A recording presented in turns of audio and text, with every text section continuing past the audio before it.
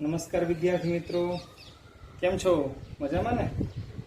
હું હિતેશ કિલા, ધોરણ 11 ગણિત વિષયમાં આજે આપણે પ્રકરણ નંબર 1 ગણનો અભ્યાસ કરીશું.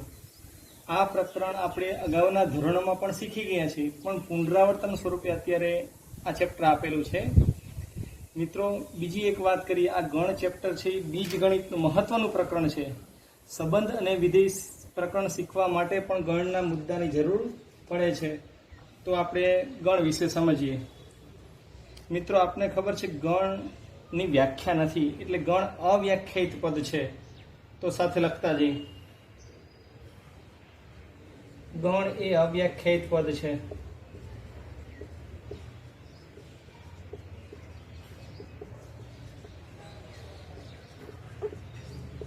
એટલે કે હવે મિત્રો વ્યાખ્યા નથી, પણ એની સમજ છે. ધારો કે સુનિશ્ચિત, આપણે એક વાત કરી કે ધોરણ 11ના વિદ્યાર્થીઓનો ગણ અથવા વિદ્યાર્થીનો સમૂહ. તો આ કોઈ ચોક્કસ વસ્તુ છે કે ધોરણ 11ના સાયન્સના વિદ્યાર્થીઓનો સમૂહ, તો આ ગણ કહેવાય. આ સુનિશ્ચિત છે કે ધોરણ 11 સાયન્સ એમ. એટલે કે ગણ એ સુનિશ્ચિત વસ્તુઓ કે સંખ્યાઓનો સમૂહ છે. એટલે વ્યાખ્યા નથી, પણ એક સમજી શકીએ કે સુનિશ્ચિત વસ્તુઓ કે સંખ્યાઓનો સમૂહ છે. આ વસ્તુ કે સંખ્યાઓને ગણના આપણે ઘટકો કહેશું, એટલે કે મેમ્બર કહેશું, સભ્યો કહેશું. પછી આગળ એ વાત કરી કે ગણને દર્શાવવા માટેના સંકેત. તો ગણને દર્શાવવા માટેના બધા કેપિટલ અક્ષર છે, ABC અપ ટુ Z સુધી. તો એ લખીએ, ગણને દર્શાવવા માટે કેપિટલ અક્ષર એટલે ABC વગેરે up to X, Y, Z વડે દર્શાવાય છે. આ ગણને દર્શાવવા માટેના સંકેતો છે. મિત્રો, ગણના જે ઘટકો હોય છે, આપણે આવું લખતા એ બરાબર ગણમાં 1, 2, 3, 4 એ રીતે. તો અંદર જે લખેલા છે ગણના ઘટકો કહેવાય, એટલે સભ્યો કહેવાય. આ બધા ઘટકો છે. તો ઘટકોને આપણે સ્મોલ અક્ષર અથવા ABCD હોય આ ટાઈપનું, તથા ગણના ઘટકોને સ્મોલ a, b, c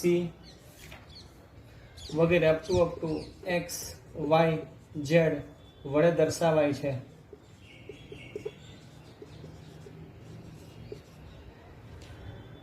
તો આ રીતે આપણે ગણના ઘટકો પણ લઈ શકીએ. એક ઉદાહરણથી સમજીએ ગણ શું છે. ઉદાહરણ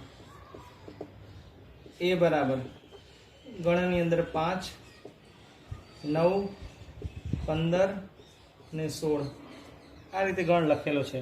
તો મિત્રો આપણે એમ લખતા કે આ ગણમાં 4 ઘટકો આવેલા છે, એટલે 5 બિલોંગ ટુ એ. અહીં લખી શકીએ કે જ્યાં 5 બિલોંગ ટુ એ. અને આપણે એમ કહેવાય કે 5A ગણ એનો સભ્ય છે. આવી રીતે લખી શકીએ. આને વાંચશું, ફરીથી યાદ કરી. 5 બિલોંગ ટુ એ. હવે મારે એવું લખવું છે કે 10 નોટ બિલોંગ ટુ એ. એનો અર્થ એમ કે 10 છે એ ગણ એમાં આવેલી નથી. એને લખી શકીએ કે 10 એ ગણ એનો સભ્ય નથી. એના પછી નેક્સ્ટ. હવે મિત્રો, આપણે ગણને દર્શાવવા માટેની રીત આવતી, તો રીત યાદ કરીએ. ગણને દર્શાવવા માટેની રીત.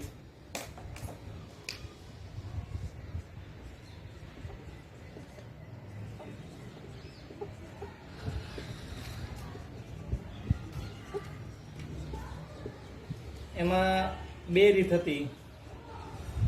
એક યાદીની રીત અને બીજી ગુણધર્મની રીત.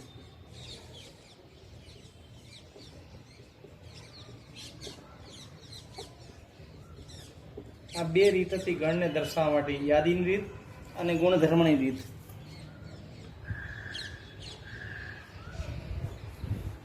મિત્રો હવે આપણે યાદીની રીત સમજીએ. તો આપણે જોઈ ગયા કે ગણને દર્શાવવા માટેની બે રીત છે. એમાં સૌ પ્રથમ યાદીની રીત. આ રીતમાં એવું કરવું પડશે કે આ રીતમાં ગણના ઘટકોને અલ્પવિરામ દ્વારા અલગ લખવામાં આવે છે. શેના દ્વારા? અલ્પવિરામ દ્વારા અલગ લખવામાં આવે છે, પરંતુ ઘટકોનું પુનરાવર્તન થતું નથી. હવે આ રીતમાં આપણે એક ઉદાહરણ લેવું હોય યાદીની રીતનું, તો મારે લેવું છે કે ધારો કે 1, 3, 5, 7 અને 9. મેં આવું કોઈ ઉદાહરણ લીધું છે. આ બધા જ ઘટકોને અલ્પવિરામથી છૂટા લખેલા છે અને ઘટકોનું પુનરાવર્તન કર્યું નથી. આને બીજી રીતે લખવું હોય તો પણ ચાલે. A બરાબર 5, 9, 7, 1 અને 3 આવી રીતે લખી તો પણ ચાલે. મિત્રો કોઈ ક્રમનું મહત્વ નથી, પણ એક ઘટક બીજી વાર પુનરાવર્તન થવો જોઈએ નહીં. આ યાદીની રીત છે. એક ધારો કે મિત્રો એક બીજું ઉદાહરણ જોવું તો જોઈ લઈએ. બુક શબ્દ છે. બુક શબ્દથી કોઈ ગણ લખવો હોય, ધારો કે મારે કોઈ ગણ લખવો છે x, તો એક્સમાં કેટલા ઘટકો આવશે? બી આવશે, બી પછી ઓ આવશે. ફરીથી ઓ લખવાની જરૂર નથી, કેમ કે પુનરાવર્તન કરવાનું નથી. તો બી ઓ અને છેલ્લો ઘટક આપણે કે લખી શકીએ. તો બુક શબ્દથી બનતો ગણ કહેવાય. બી, ઓ અને કે 3 ઘટકો આવશે. ચલો એના પછી નેક્સ્ટ બીજી રીત છે ગુણધર્મની રીત. તો આ રીતમાં કેવી રીતે લખવામાં આવે છે એ સમજીએ.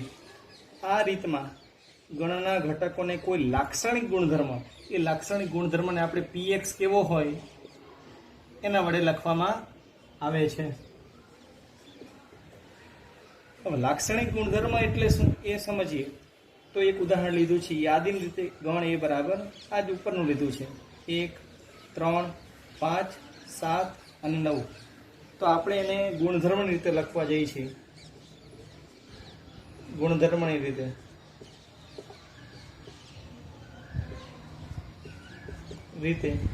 A બરાબર લાક્ષણિક ગુણધર્મ, એને એમ કહેવાય કે x કે જ્યાં આ લાક્ષણિક ગુણધર્મ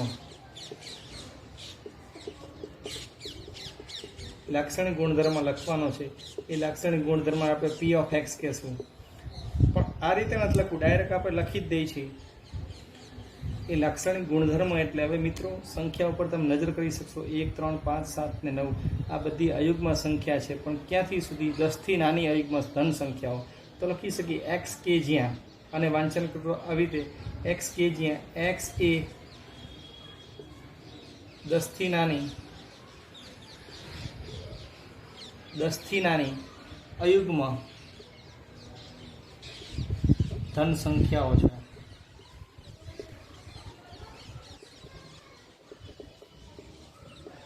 આ એનો લાક્ષણિક ગુણ ફરીથી યાદ કરી.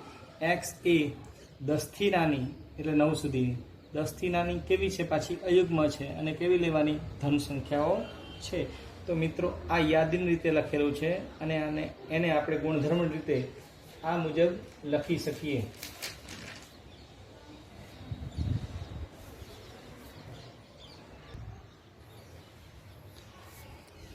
વિદ્યાર્થી મિત્રો, હવે આપણે વ્યાપક ગણ વિશે થોડું સમજીએ. એના નોંધ સ્વરૂપે લખેલું છે.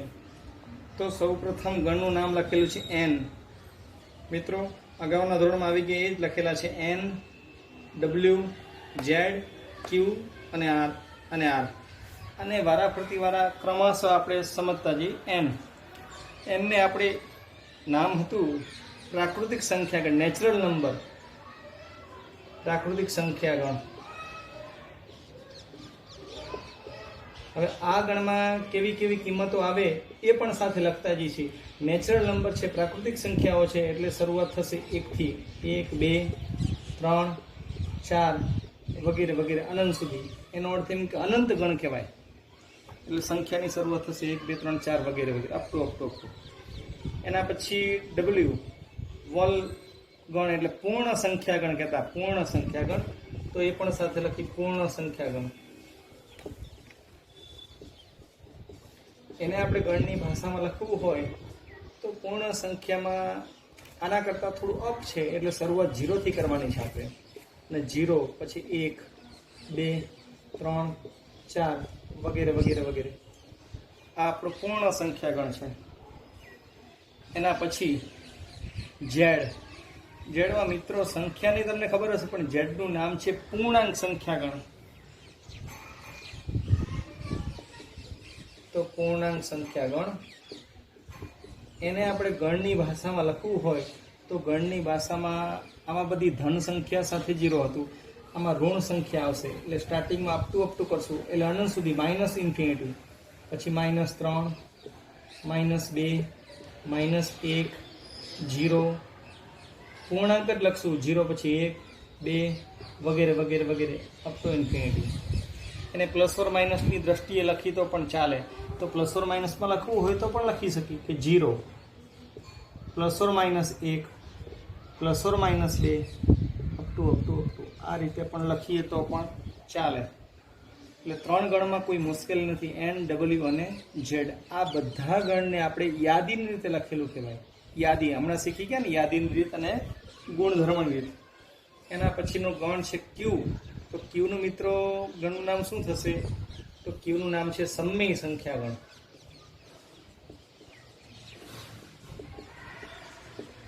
આ ગણને આપણે યાદીની રીતે લખી શકીશું નહીં. એને ખાલી નામ છે સમય સંખ્યાગણ, પણ લખવું હોય ગુણધર્મની રીતે તો લખીએ. તો આને આપણે ગુણધર્મમાં લખવું છે કે x કે જ્યાં, એટલે અપૂર્ણાંક ટાઈપની જે કિંમત હોય એ સમય સંખ્યામાં આવશે. તો x કે જ્યાં x બરાબર a/b. તમને ખબર હતી મિત્રો કે આવું લખતા આપણે અપૂર્ણાંક સંખ્યા a/b સ્વરૂપ. પણ અહીંયા ખાસ લખવું એ પડશે કે જ્યાં a બિલોંગ ટુ અને b બિલોંગ ટુ. a કોનો સભ્ય હશે અને b કોનો સભ્ય હશે. તો મિત્રો અંશની કિંમત પ્લસ હોય તો ચાલશે, માઇનસ હોય તો પણ ચાલશે. તો a બિલોંગ ટુ આપણે લખશું z અને b બિલોંગ ટુ આપણે લખશું n. એના હું તમને એક ઉદાહરણ આપું છું કે કેવી કિંમતો બધી સમય સંખ્યામાં આવશે. ધારો કે 0 છે, 0 તો 0 તો સમય સંખ્યા કહેવાય. હવે ધનમાં લેવી છે મારે. 1/1 હોય, 1/2 હોય, 1/3 હોય, 1/4 હોય. આવી બધી જ કિંમત કેવી સંખ્યા થશે? સમય સંખ્યા. એટલે અપૂર્ણાંક સ્વરૂપમાં દર્શાવી શકાય એવી કિંમત સમય સંખ્યા. ચલો 2ની મારે વાત કરી છે તો 2/1, 2/2, 2/3, 2/4 અપ ટુ વગેરે. આ પણ કેવી સંખ્યાઓ થશે? સમય સંખ્યા. આમ અનંત થશે. હજી આપણે નેક્સ્ટ લખવી હોય તો 3/1, 3/2, 3/3 વગેરે વગેરે વગેરે એ પણ સમય સંખ્યા થશે. મિત્રો હવે માઇનસમાં લખવી છે આપણે તો -1/1, -1/2, -1/3 વગેરે વગેરે વગેરે એ પણ કેવી કિંમત થશે? તો સમય સંખ્યા. તો આ રીતે આવી બધી ઘણી વિશાળ ગણ મળશે. એ બધી જ સંખ્યાઓ કેવી છે? સમય સંખ્યાઓ છે. એના પછી આવે છે R. તો R નું નામ મિત્રો આપણને ખબર હતી, વાસ્તવિક સંખ્યાગણ. વાસ્તવિક સંખ્યાગણ એટલે એમાં તો મોટો ગણ આપણે R કહેશું. N ની, W ની, Z ની, Q ની એ બધી જ કિંમત શેમાં સમાઈ જાય? R માં સમાઈ જાય. હવે એક વસ્તુ વિચારવું પડશે મિત્રો કે જ્યાં R છે, R વાસ્તવિક સંખ્યા, એમાંથી આપણે જો Q બાદ કરી દઈએ એટલે કયો ગણ બાદ કરી દઈએ? સમય સંખ્યા બાદ કરી દઈએ તો એ ગણનું નામ મળશે. તો તમે વિચારી શકો મિત્રો કે વાસ્તવિક સંખ્યામાંથી સમય સંખ્યાગણ બાદ કરી દઈએ તો એ કિંમત મળશે અસમય સંખ્યાગણ. કેવો ગણ થશે? અસમય સંખ્યાગણ. મિત્રો આ કિંમતોની તમને ખબર જ છે કે અસમય સંખ્યા એટલે કેવી સંખ્યા? √2, √3, √5, √7 વગેરે આ બધી જ કિંમતો છે અસમય સંખ્યાઓ છે.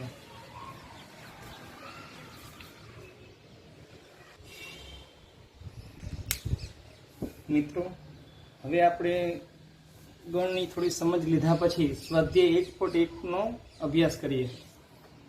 એમાં સૂચના વાંચી લઈ કે નીચેનામાંથી કયા સમૂહ ગણ દર્શાવે છે, અને જો દર્શાવો તો તમારો જવાબ ચકાસો.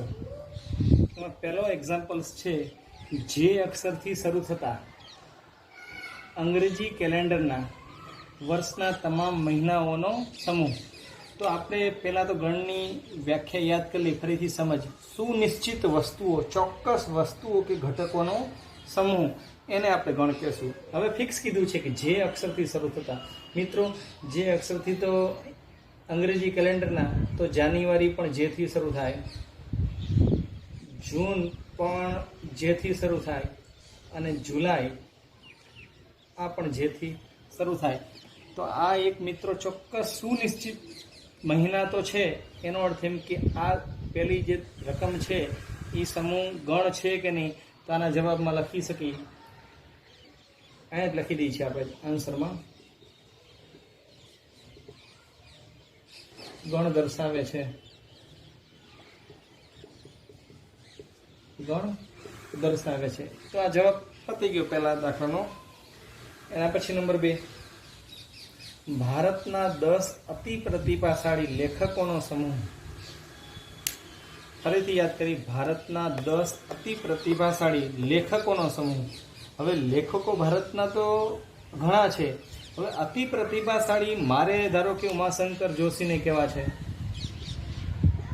ઝવેરચંદ મેઘાણીને કહેવા છે, પણ આમાં વ્યક્તિએ જવાબ બદલાઈ જાય છે. મિત્રો, હું જે વ્યક્તિને અતિ પ્રતિભાશાળી લેખક માનતો હોય એ તમે માનતા હોય ખરા, અને ન પણ હોય. એનો અર્થ એમ કે સુનિશ્ચિત વસ્તુનો સુનિશ્ચિત સમૂહ નથી. એનો અર્થ એમ કે આ ગણ દર્શાવે નહીં.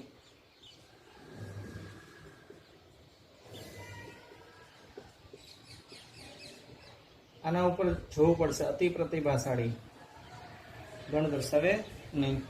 એના પછી 3 નંબર, દુનિયાના ક્રિકેટના ઉત્તમ 11 બેટ્સમેનોની ટીમ. મિત્રો, આ પણ 2 નંબર જેવી જ વાત છે. દુનિયાના એટલે વર્લ્ડના ક્રિકેટના ઉત્તમ 11 બેટ્સમેનોની ટીમ. હવે હું 11 બેટ્સમેનોમાં વિરાટ કોહલી, ધોની એ વ્યક્તિને માનતો હોય, પણ તમે બીજા કોઈ વ્યક્તિને માનતો હોય, એટલે વ્યક્તિએ જવાબ બદલાઈ જાય છે. એટલે આ પણ જે ટીમની વાત કરેલી છે, ગણ દર્શાવે કે નહીં, તો ગણ દર્શાવે નહીં. તો જવાબમાં લખશું ગણ દર્શાવે નહીં. અને 4 નંબરની રકમ લખેલી છે, તમારા વર્ગના, એટલે આપણી વાત કરીએ કે ધોરણ 11 સાયન્સના, તમારા વર્ગના બધા જ છોકરાઓનો સમૂહ. તો મિત્રો, આ ચોક્કસ વાત કરેલી કહેવાય કે તમારા વર્ગના ધોરણ 11 સાયન્સના બધા જ છોકરાઓનો સમૂહ. ધારો કે છોકરા આપણા ક્લાસમાં 38 હોય, તો ચોક્કસ વસ્તુ છે કે 38 વિદ્યાર્થીઓ છે, તો આ જે સમૂહ છે ગણ દર્શાવે છે. તો જવાબમાં લખી શકીએ, ગણ દર્શાવે છે. તો મિત્રો, આ જ રીતે તમે એક્ઝામ્પલ 1ના બીજા દાખલા 5થી શરૂ કરીને 10 દાખલા 9 દાખલા સુધીના છે એ તમે જાતે વિચારી શકો. એના પછી તમે ટેક્સ્ટબુક તમારી સાથે હશે તો તમે નજર કરો મિત્રો. એના પછી છે કે 5 નંબર, 100થી નાની બધી જ પ્રાકૃતિક સંખ્યાઓનો સમૂહ. તો 100થી નાની બધી જ પ્રાકૃતિક સંખ્યાનો સમૂહ ગણ કહેવાય, તો ગણ દર્શાવે છે. એના પછીનો 9મો દાખલો છે. 9મો દાખલો જોઈએ. 9 નંબર છે, દુનિયાના ખૂબ જ ભયાનક પ્રાણીઓનો સમૂહ. ભયાનક પ્રાણીઓનો સમૂહ. તો મિત્રો, આ રકમ પણ તમે જાતે વિચારી શકો છો. ખૂબ જ ભયાનક પ્રાણીઓ. હવે ખૂબ જ ભયાનક પ્રાણીઓ વ્યક્તિને પૂછવામાં આવે તો આ પ્રાણીઓનું નામ બદલાતા જાય છે. એટલે સુનિશ્ચિત સમૂહ કહેવાય નહીં. એનો અર્થ એ કે 9 નંબરમાં છે ગણ દર્શાવે નહીં. આ રીતે આપણે જોઈ શકીએ.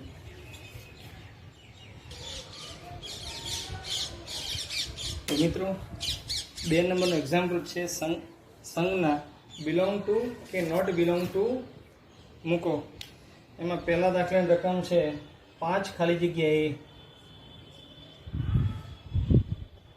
અને ગણ અહીં આપેલો છે કે જ્યાં એ બરાબર 1 થી 6 સંખ્યા છે, 1 2 3 4 5 અને 6.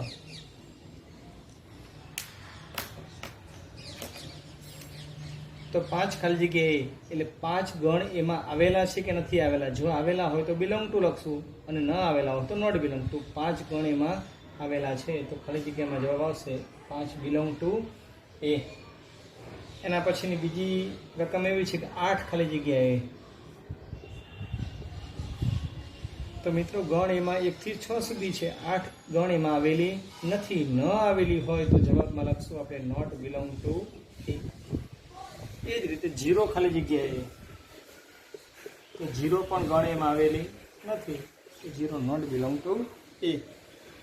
તો એક્ઝામ્પલ 2 આ રીતે ગણતરી કરી શકાય. મિત્રો હવેનો દાખલો ખાસ જોવાનો છે કે 3 નંબરની સૂચના એવી છે કે યાદીની રીતે લખો. હમણાં આપણે શીખી ગયા અલ્પ વિરામ દ્વારા છૂટા લખવાના અને ઘટકોનું પુનરાવર્તન કરવાનું નહીં. એમાં પહેલી રકમ છે એ બરાબર ગણની અંદર એક્સ કે જ્યાં એક્સ એ પૂર્ણાંક છે અને એમ લખેલું છે કે -3 લેસ ધેન એક્સ અને લેસ ધેન 7. મિત્રો જે આ રકમ આપેલી છે આપને એ ગુણધર્મની રીતે આપેલી છે, એને આપણે લખવાનું છે યાદીની રીતે. તો એના જવાબમાં ગણની અંદર આવશે. હવે મિત્રો આવું તમને ખબર હશે કે -3 અને 7 વચ્ચેની જો લેસ ધેન છે એટલે -3 પણ નહીં લે 7 પણ નહીં, એટલે -3 અને 7 વચ્ચેની પૂર્ણાંક સંખ્યા લખવાની છે. તો -3 નહીં લઈ તો એના જવાબમાં આવશે આપણે ડાયરેક્ટ -2. એના પછી એનાથી મોટી એટલે -1, એનાથી મોટી 0, 1 2 3 4 5 અને 6 આટલી સંખ્યા આવશે. એમ કીધું છે કે -3 અને 7 વચ્ચેની પૂર્ણાંક સંખ્યાઓ, તો -2 થી શરૂ કરીને 6 સુધીનું આવશે. આ જે જવાબ લખેલો છે એ આપણે યાદીની રીતે લખેલો કહેવાય.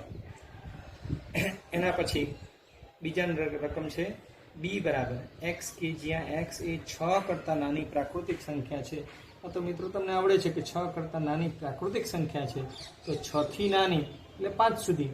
પણ શરૂઆત ક્યાંથી કરશું પ્રાકૃતિક સંખ્યાની? 1 થી. એટલે 1 2 3 4 અને 5. 6 થી નાની એટલે 1 થી 5. એ જ રીતે 3 નંબરની રકમ વાંચી પહેલાં સી બરાબર એક્સ કે જ્યાં એક્સ એ જેના અંકોનો સરવાળો 8 થતો હોય તેવી 2 અંકોની સંખ્યા છે. અહીં ગણ પૂરો કરેલો આપેલો છે. આ ગુણધર્મની રીતે છે, આપણે યાદીની રીતે લખશું. તો સી ગણમાં એવી 2 અંકો સરવાળો 8 થતો હોય અને 2 અંકની સંખ્યા આપણે લખવાની છે. તો એ સંખ્યામાં 10 થી શરૂ કરવાની છે આપણે, અને 10 થી શરૂ કરી 99 સુધી લખવાની છે. એનો સરવાળો છે એ 8 થવો પડે, એ રીતે આપણે લખીશું. તો સરવાળો 8 થાય તેવી 17 આવશે. સૌ પ્રથમ 1 અને 7નો સરવાળો 8 થાય. એ રીતે 1ની સિરીઝ પતી ગઈ. હવે 2ની સિરીઝમાં જશું તો 2ની સિરીઝમાં આવશે 26. આ રીતે આપણે મિત્રો લખી શકીએ. 2 અને 6નો સરવાળો 8 થાય છે. એના પછી 35, 3 અને 5નો સરવાળો 8. 4ની સિરીઝમાં 4 અને 4 એટલે 44. 5ની સિરીઝમાં 5 અને 3 એટલે 53. 6ની સિરીઝમાં 62. એના પછી 7ની સિરીઝમાં 71. 8ની સિરીઝમાં આવશે નહીં, કેમ કે સરવાળો 8 થી વધી જશે. તો આ યાદીની રીતે આ જવાબ કહેવાય. એ જ રીતે છેલ્લા નંબર 6 નંબરનો આપણે રકમ વાંચવી હોય તો ગણ એફ છે. એફ બરાબર બેટર શબ્દના મૂળાક્ષરોનો ગણ. તો મિત્રો આપણે આગળ વાત કરી ગયા એ મુજબ કોઈ સ્પેલિંગ હોય તો એના ઘટકો અક્ષર લખીશું અને કોઈ અક્ષરનું પુનરાવર્તન કરીશું નહીં. તો આનો ગણ લખવો હોય તો એફ બરાબર પહેલાં બી આવશે, અલ્પવિરામ કરીને ઈ લખશું, પછી ટી લખશું, બીજી વખત ટી છે તો બીજી વખત ટી લખશું નહીં. ઈ આવે છે તો ઈ પણ લખાઈ ગયું છે, નહીં લખી, અને છેલ્લે લખશું આર. તો આ રીતે આપણે યાદીની રીતે લખી શકીએ. મિત્રો જેમ આપણે વિડીયોમાં જોયું છે એ પ્રમાણે તમારે નોટમાં લખી દેવું